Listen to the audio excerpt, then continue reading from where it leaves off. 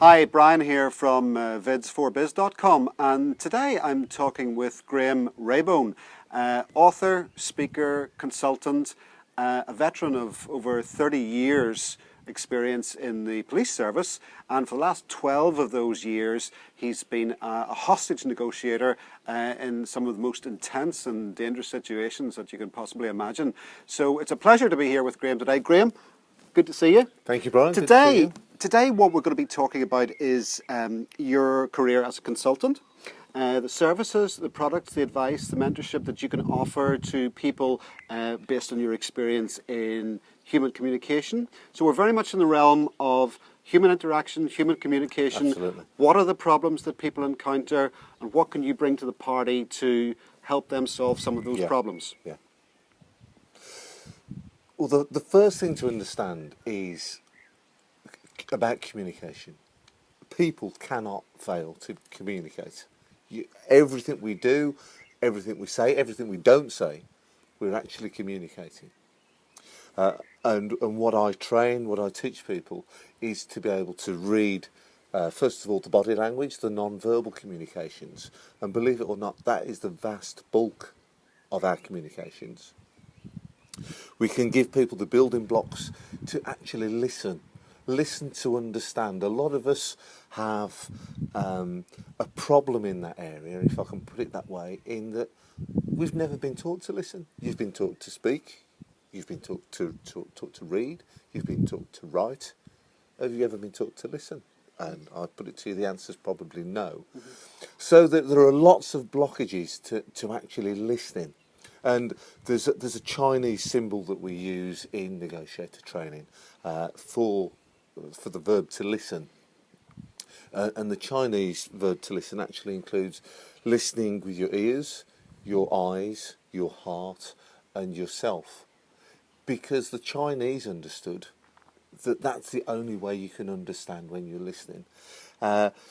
So we can provide you with the building blocks to listen. It doesn't per se make you a better listener, but it gives you the building blocks to make you a better listener. And if I can put that into context, I knew all of this. I was teaching it and using it on a daily basis in my job. But to hone those skills, I just used to approach people on trains, planes, wherever I might be, and just engage them in communication and listen to them. Not to try and compete with them, not to say, oh, yeah, I've been somewhere more excited than you, not to say I've done something, but to listen, to understand their story. And far from British people being reserved, I found them to be very open, very revealing, and I had some great conversations with people like that. So it's providing you with that building block, first of all. Teaching you to watch for the signals, the body language, to see if the body language is what we call congruent with the words being said. Mm-hmm. For instance, as a very blunt example, if I said to you, "I love you," you wouldn't believe that I loved you because of my body language, the way I said it, the words "I love you" were said completely differently. Mm-hmm. So that's a very, very blunt example. And then the final stage of that are actually the influencing skills. Once you've built up the rapport, we teach you how to build rapport based around the listening. Once you've built up that rapport, how you can actually influence people to do the right thing. And that was my job, influencing people who wanted to kill themselves sometimes, or in a hostage situation, to do things that were possibly against the grain, to influence them to do the right thing. And there are techniques we can teach people to do that. Words, phrases and techniques that are being used on us every day advertisers, marketers use them on us every day, and so if nothing else, you'll know when it's being used on you. Well, this is clearly something that's actually of interest to everybody. In fairness, because Absolutely, yeah. all human interaction is about communication. But for the purposes of this, who do you see as the primary beneficiaries of this sort of training? I mean, are we talking about corporates? Are we talking about educational establishments, people's sales forces? Are we talking about non-profit? Who would you see as the sort of people that approach you for this specific kind of enlightenment in human communication? Well, you've stolen all of my lines because it is everybody. It is everybody, whether that's personal, corporate, not for profit.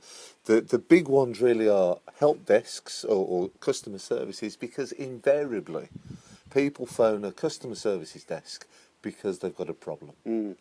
And they want somebody to listen to them and understand that problem. The biggest problem we've found is that the customer service desk is either often going on from a checklist and don't actually listen to the complainant, or they don't really want to understand what the complaint's about. So customer services desk, call centres, how to engage people from a cold call, personal relationships. And often those type of calls that you're talking about, they are what might be termed conflict situations. Absolutely, yeah, because yeah. you're not happy with something, Yeah. and somebody's got to either diffuse that or bring you Yeah, down, or yeah. try and help you, offer value, etc., or literally solve a problem. Solve the problem. So I mean, it's very often about solving somebody's problem with the use of effective communication, That's right. as opposed to just some random checklist. Isn't Yeah. that right? That's absolutely You got to right, actually yeah. think about this stuff. Yeah, absolutely, you have. Whether that's a call centre dealing with an angry person, and we would teach people to actually identify that anger. If somebody's phoned in and they're angry, tell them, I can understand that you're angry. There's not a problem with telling somebody. It's telling them you're listening to them and you're hearing the emotion in their voice. But the same applies for managers. Managers and leaders of people need to listen to their staff, to understand their staff's perspective, because we've all got a different perspective. So this really does apply to people across the board: corporate, personal, educational, leaders, subordinates. Communication is going on, as we've said, all of the time. Well, another thing that we see a lot in the news, Graham, is people travelling abroad where communication is inherently difficult anyway. Anyway, yeah. But, people can get into difficulties abroad. We've seen this on the news. And I know for a fact that you are approached on a regular basis on the subject of personal security when travelling to other parts of the world, or indeed here in the UK. So what sort of services are involved with that particular aspect of the business? Yeah, well, because I've travelled so widely across some inhospitable countries, then we can offer a service, again using my contacts with Special Forces as associates, that is basically a broken down hostile environments course, and it's just giving people some basic do's and don'ts. A lot of it is about body language. A lot of it is about avoiding the situation. Don't put yourself into those situations. I mean, you wouldn't do it in some of the cities in Britain. So why do people think they're immune from it in places like Africa and the Middle East? And they go and put themselves into difficult situations. So it's avoiding the situation if you possibly can, recognising the situation quickly, and taking a course of action that we would give you the tools to decide which course of action to take to get yourself out of that particular tricky situation. And this is really about basic personal safety as well, Absolutely, because yeah. it's about avoiding situations and having an awareness. An awareness, because ignorance is your big enemy here, really, isn't yeah. it? You can go and you could offend somebody or without even knowing it, because it's a completely different culture. Yeah. And effective communication, awareness, and being pre-warned and a little bit clued in as a result of training of that nature is vital. Is that right? That's absolutely spot on, yeah. And if you can avoid it, prevention is better than cure, isn't it? Across the board, and that's what we'll do for you. Teach you how to avoid that situation. Well, Graham, fascinating stuff. Thank you. I wish you all the best. I know from experience that your training products are second to none. Thank you. And obviously, we've spent quite a bit of time together in the past. So, people want to get in touch with you. They can do so on the website. On the website. You can custom build programs, training, advice, and that's basically what you're saying is come to us Yeah. and we can we can actually get you what. Yeah, call us. It's a free, non-committal consultation. We'll discuss things with prospective clients and see if they like the sound of what we can do. Excellent. Graham, also, as always, a pleasure meeting you again. Thank you, Brian. And we'll talk soon. Thank you. Thanks very much.